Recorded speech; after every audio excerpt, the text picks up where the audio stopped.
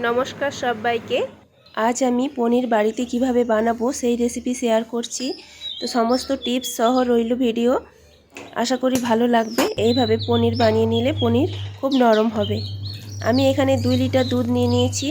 Gas জ্বালিয়ে দুধটা দিয়ে দিচ্ছি পাতিলার মধ্যে। আমি বাজার থেকে 2 লিটার ফুল ক্রিমের দুধ নিয়েছি, আপনারা চাইলে গরুর দুধও নিতে পারেন। দুধটা একটু নাড়িয়ে তারপরে আমি ভিনিগার নিয়ে নিচ্ছি। আর ভিনিগারের যে ছিপি আছে ওতে করে আমি 2 ছিপি নিয়েছি আর কিছুটা জলের সাথে মিশিয়ে নিয়েছি। এবার দুধটা আমি নাড়াচাড়া করতে থাকবো। দুধটা একবারে নাড়াচাড়া বন্ধ করা যাবে না, মাঝে মধ্যেই নাড়া দিতে হবে।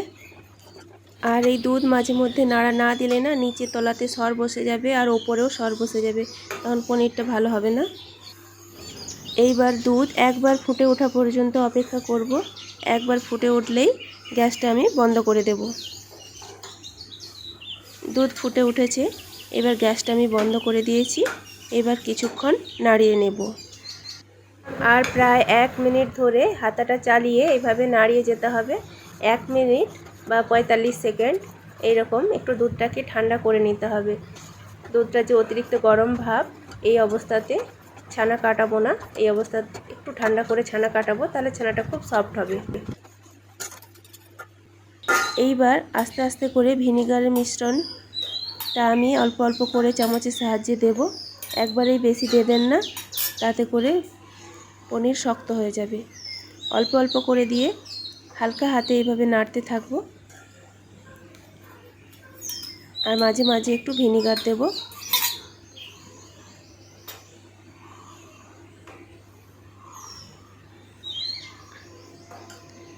আমার ভিনিগার এখনও লাগবে, তাই আমি আরও 2 ছিপি ভিনিগার জলের সাথে গুলে এতে দিয়েছি।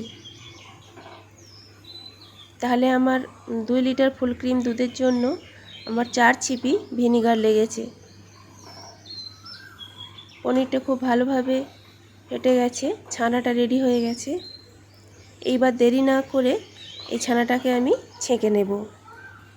ভিনিগার দেওয়ার সময় কখনই খুব জোরে জোরে হাতা চালাবেন না, তাহলে কিন্তু ছানাগুলো ছেড়ে ছেড়ে যাবে, এইভাবে জমাট হবে না। এইবার নিচে একটা ছোট পাতিলা আর তার উপরে একটা ঝাড়া ঢাকা নিয়েছি। আপনাদের কাছে স্ট্রেনার থাকলে স্ট্রেনার নিতে পারেন। তার উপরে একটা পরিষ্কার সাদা কাপড় দিয়ে আমি ছানাটা ছেঁকে নিচ্ছি।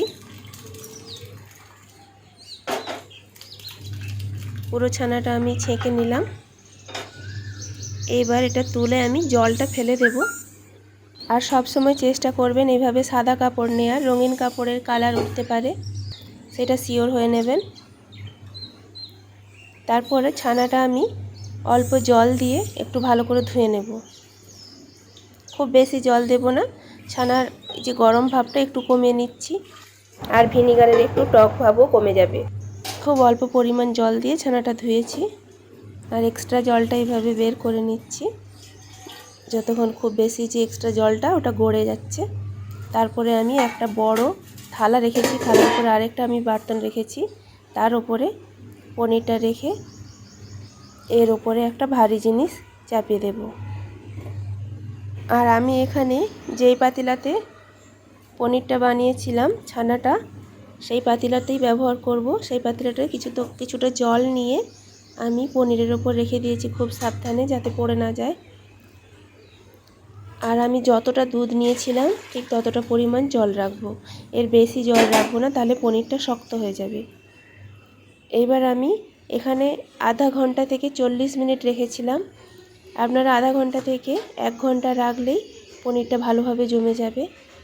আমার ওই দিন খুব চাপ ছিল, আমি তাই জন্য আধ ঘন্টা রাখার পর আমি পনিরটা নিয়ে নিয়েছিলাম। এবার পনিরটা আমি বের করে নিয়েছি, পনিরটা কেটে নেব। পনির দেখেই বুঝতে পারছেন কতটা সফট হয়েছে। এইভাবে সমস্ত টিপস ফলো করলে পনির এইভাবে সফট হবে। এবার কেটে নিচ্ছি। চাকু দিয়ে যখন কাটবেন তখন খুব সাবধানে কাটবেন, নরম হওয়ার কারণে পনির না ছেড়ে আসে।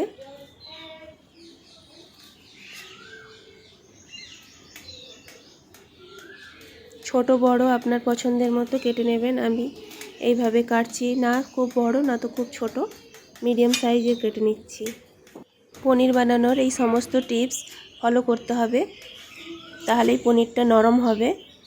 আর এই পনির আপনারা 2 দিন ফ্রিজে ঢাকনা দেওয়া বাসনে স্টোর করতে পারবেন। আর যদি 4-5 দিনের জন্য স্টোর করতে চান তাহলে টিফিন বক্সে জল দিয়ে জলের ওপর পনির দিয়ে রাখবেন। আর পনির কেটে রাখবেন না, পনির যতটা রাখবেন ততটা কেটে জলের মধ্যে রাখবেন। এভাবে কতটা সফট হয়েছে দেখুন পনিরটা। ভিডিও ভালো লাগলে লাইক কমেন্ট শেয়ার করবেন আর সাবস্ক্রাইব করে পাশে থাকবেন। ফেসবুক থেকে দেখলে ফলো করবেন চ্যানেলটি। তাহলে এতক্ষণ আমার সাথে থাকার জন্য অনেক অনেক ধন্যবাদ। দেখা হচ্ছে পরের অন্য কোনো ভিডিওতে। ভালো থাকবেন।